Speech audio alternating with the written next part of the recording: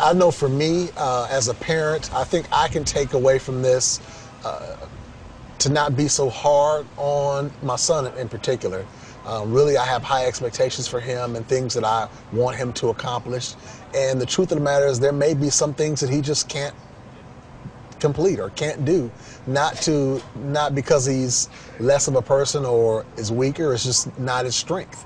And I think for me, that's one of the lessons I'll take as a parent is that, you know, cut somebody a little slack.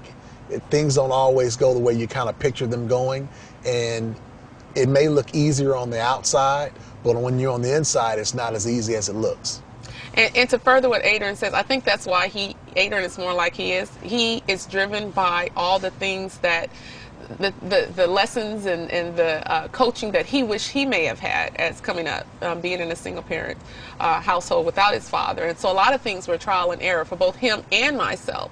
And so while I'm not as much of a driver as him, I leave just a little itty bits of grace in there for my kids and for in some relationships. I just sometimes tell him, okay, where's your little itty bitty grace that you can have? Because it's not some things aren't as easy as it may appear. Right. And the key is, you know, everybody at some point will eat humble pie. Right. And you better treat others right, because if not, when it comes your turn, people are going to remember and go, you. Right.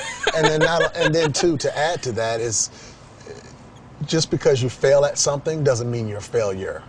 And I think that's the biggest thing, is that oftentimes as a parent, you can be so hard on a kid that, you know, they begin to think, man, you know, maybe I am failing at something because I can't do trigonometry. And the truth of the matter is that I couldn't do trigonometry either.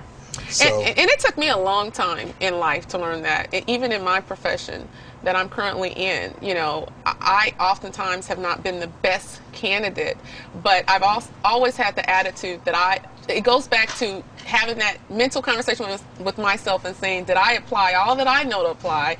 And if I did, then that's all you can do. And right.